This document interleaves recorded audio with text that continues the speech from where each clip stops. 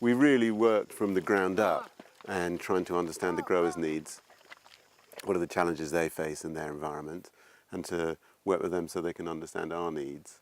And, you know, we can't really teach a farmer about farming, they're already experts in that, but we could help train them in specific knowledge around the species we were growing or in specific organic management. So this is field mint, Mentha arvensis, and it's a type of mint that's really high in methanol and other essential oils. And we're up here in northern Karnataka, starting to grow organically. And I'm with Mr. Shiva.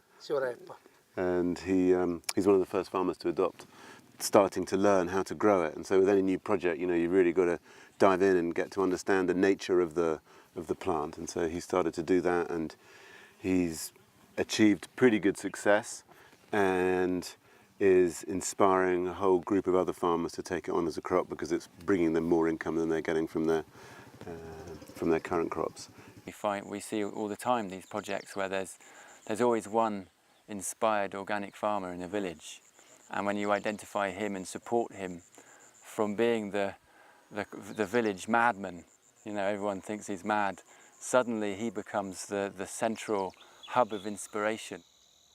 And how did the income compare with other crops that he's growing or his neighbours are growing from last year's harvest? By growing mint last year, he got double the amount. 140. Okay, so it's on this basis that all these other farmers are interested in taking it up. Yes.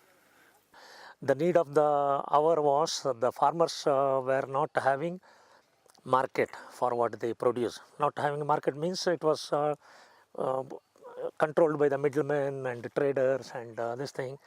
So we thought maybe we take up the responsibility of marketing what these farmers grow. And we arranged for certification of these organic farmers who use our products and this thing. Then whatever is grown there, whatever is coming out from there is organic. I'm from Pukka Herbs in the UK, and I have worked with Mr. CMN Shastri and Falada for the last 15 years. We have been on a big journey together, exploring, growing high quality or organic medicinal herbs.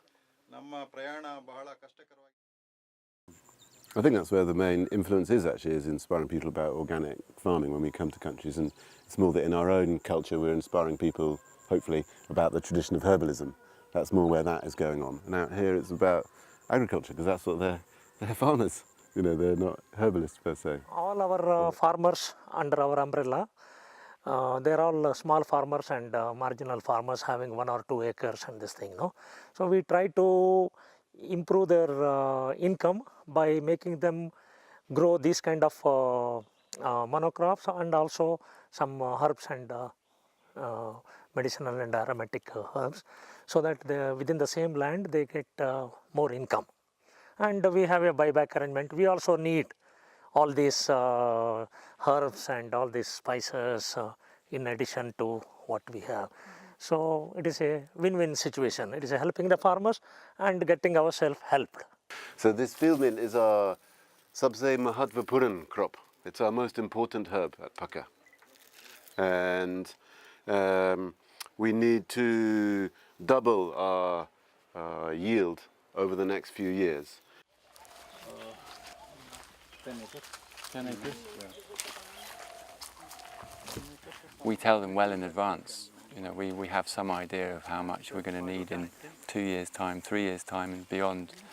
And we work really closely with them to plan how we're going to do that without compromising the quality or the ethics.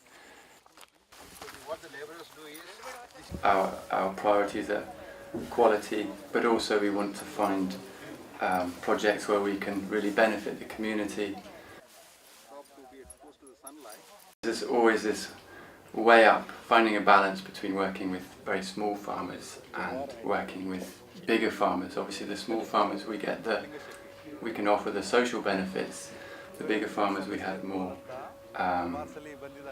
reliable, consistent supply. So there's always a balance, and often we're looking for a little bit of both. personally, I'm coming to see the crop to make sure it's okay, see the farmers, make sure, find out what's happened in the year, what's happened with the weather, is it all going well, are more farmers joining the project, how are we going to manage the future. So, you know, probably one of our agricultural specialists, you know, Ben or Marion would come and check the farmers' diaries, they'd be checking planting dates, volumes.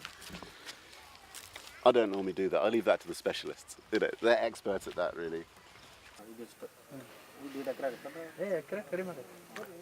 Where are the boundaries of his land? ನಿಮ್ಮದು ಬೌಂಡ್ರಿಯಲ್ಲಿ ಆ ಮರಗಳೆಲ್ಲ ಯಾವುದು ಅಲ್ಲ sir ಇದೆ ಜೋಳದ್ಲಿದ್ದೆ ಈ ಕಡೆ before the that jowar crop yeah jowar So that is somebody else's land. And the cotton? Cotton ಬೇರೆಯವ್ರದ್ದು ಬೇರೆ ಅವರು That is somebody else's land. ಈ ಕಡೆ ಬರುತ್ತಾ ಇಲ್ಲ ಸರ್ ನಾನು ಜೋಳ ಹಾಕಿದ್ದೀನಿ sir Maybe you could just, as everyone is here, talk about the importance of buffer zones. Yeah.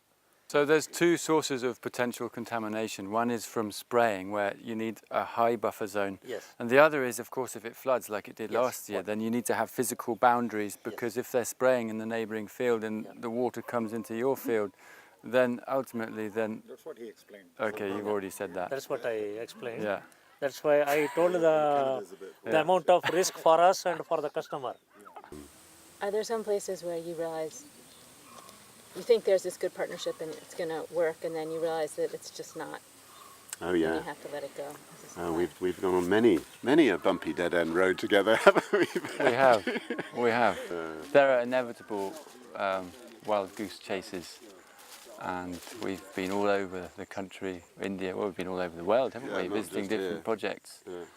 And some projects work to a certain scale, and then we're always growing, and it can be hard to grow beyond that capacity.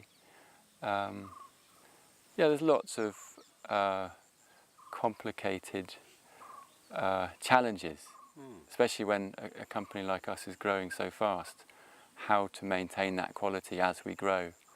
We might talk about purely the capacity of the facility, the machines, but it might be also the capacity of the people that run these companies, the technical capability. Do they understand really the plant products? Can they really understand challenges? And do they really understand what our needs are to deliver? Amount of risk for us and also for the customer. We take out of confidence, Yes. process in our facility, and send a pre-shipment sample and send this thing to the laboratory. If a pesticide is detected, it is gone, rejected. Yeah. Same way, sometimes out of confidence, you say, okay, ship it, urgent. And when it arrives, you naturally test. That is the rules. So if it is detected shipment going to England, rejection. So there is ಅಂದರೆ ರೈತರು ನಾವು ಅದು ಕೂಡ ತುಂಬ important ಅಂತ buffer ಇರಬೇಕು ಅಂತ ಅವ್ರು ಹೇಳೋದು. And as we're talking on these issues, maybe we could just say a few words about the importance of hygienic harvesting and drying. And I know you have some plans for improving the drying system and raising it off the ground and keeping it clean. You know, we're not boiling this like rice. This is a medicine, so we have to really treat it in the most hygienic way possible. Having this short supply chain and having this relationship means that we can really work together. ಮಾಡಿದರೆ ಆ ಥರ ಎಲ್ಲ ಮಣ್ಣು ಅದಕ್ಕೆ ಸೇರಿಕೊಳ್ಳೋದು ಅಥವಾ ಇನ್ನಿದಾಗೋದು ಏನಿಲ್ಲ sir. And the storage sacks. ಕೊಯ್ಯು ಮುಂದೆನೆ ನಾವು ಇಷ್ಟಿಷ್ಟ ಬುಟ್ಟಿ ಕೊಟ್ಟಿರ್ತೀವಿ ಅವ್ರು. ಹೌದು. ತೆಳಗೆ ಇಡೋಂಗೆ ಇಲ್ಲ ನಮ್ಗೆ ಕೊಯ್ಸಿದ್ರು. They are already following that. They're already following that. To be. And are they given clean sacks, new sacks to put it in? Yes, yes. Every This time we is- supply the Okay. Good. Well, I think it's all pretty under Really control. good. ಯಾಕಂದ್ರೆ ಇದು Yeah, we really appreciate the hard work that you do and how much courage it takes to pioneer a new crop when nobody else is doing it, and really... We come here, don't we, with our needs and our standards and hygiene and marker compounds and sustainability.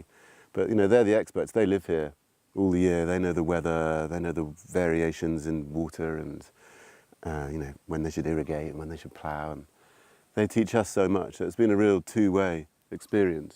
There's a very fine balance between coming in and building the capacity of a partners' staff base and coming in and doing it for them. And we come year after year, sometimes 2 or 3 times a year, to support them in this process that can take 3 to 4 years before they are really standing on their own. So it's a big commitment from our side. As long as they show that they're willing to invest and they're willing to grow with us in the same rate, we support them through having business with them, through giving them training. Sometimes we give them money or to help with different projects maybe. I mean, ultimately for us that just means a better cup of tea. It tastes better and it has more therapeutic effects. But it all starts here in the field. Once it's grown and been dried, there's nothing you can do to improve the quality. So it's really important that we get that right first time.